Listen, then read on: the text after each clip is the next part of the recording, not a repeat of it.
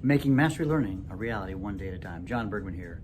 And this week I want to talk about something that is a bit of a touchy subject. That is a subject of what do you do? I'm going to read my notes here. Making Mastery Learning a reality one day at a time. John Bergman here. Today I want to talk about a touchy subject, and that is, shall we say, students who are trying to take shortcuts in mastery. What I'm discovering is that some of my students, for lack of a better thing, they are copying their friends' work and showing it as their own. But one of the beauties of a mastery classroom is that they have to master it. I think what's happening is that students, at first, when they hear about mastery, at least in my context, they love the idea, because if they fail a test, they can take it over. They see that as a big win, and it is.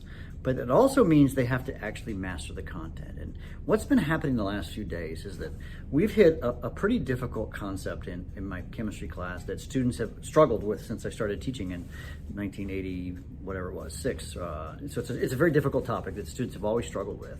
And then what I'm seeing is that students, especially in the franticness of trying to get everything mastered in the end of a quarter, I talked about this, having hard deadlines, is that a lot of students have been bringing me these amazing showing papers with all the correct answers. But then, of course, part of the process is, as I say, explain to me how you did this. Because I'm seeing something also that I can sort of quickly pick up on, is that when they're doing these types of problems, there's sort of an expectation that I will see like some scratch work that kind of helps them get to the right answer, but they've got these perfectly clean papers and they're the right answers. And so of course I say, such and such, tell me, how did you solve this problem? And clearly they have no idea. And I'll just say, hey, did you get some help? And they'll say, well, yeah. One girl yesterday, she said, well, I just kind of Googled it, Mr. Bergman. I said, but you have to know why this is the way it is, because you have to be able to do this problem independently of yourself, and it's important to understand this because this is kind of getting the heart and soul of chemistry. But the beauty of mastery is that I can have those conversations, because before I did mastery, I would collect these papers and I would grade them and I would give these kids perfect scores, and I would think they understood it, but the reality is they don't. And so the beauty of this system is that I'm allowing them, or I'm forcing them, maybe that's the better answer, I'm forcing them to actually master it. And if they can't explain it, then they can't do it. Kind of an interesting or sort of a funny anecdote is one student who came to me at the end of the last quarter, which was last week, by the way, and attempting to try and get a whole bunch of things sort of passed. And then I started asking him questions, and he clearly just didn't understand any of it. And he happens to be on one of our athletic teams, and the captain of the athletic team, who is in a different class of mine, was sitting in the room. He was a younger student, a sophomore, and the senior was the captain of the team.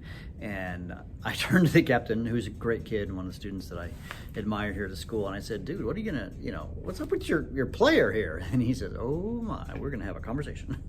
And I understood that yesterday there was some running involved in the younger man.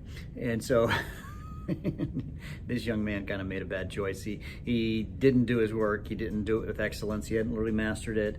And then he brought it to me and tried to pass it off essentially as his own work in front of the captain of his athletic team.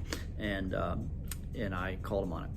So I guess the point is that mastery learning is hard. It's hard for students to understand some concepts, and it's actually harder for the student, but it's better for the student, right? Because they have to actually learn the content before they can move on. And if they try to take a shortcut, there are no shortcuts. Learning is hard work, and they're learning that, and some of them are like a little bit pissed about it right now. It's like, I did the work. No, you didn't. You didn't understand it. The key is, did you learn it, not did you do it? Anyways, hey, I encourage you to push subscribe in whatever podcast feed you're in, or if you're just subscribed to my YouTube channel if you're watching this on YouTube. Hey, you can make mastery learning a reality one day at a time. John Bergman out.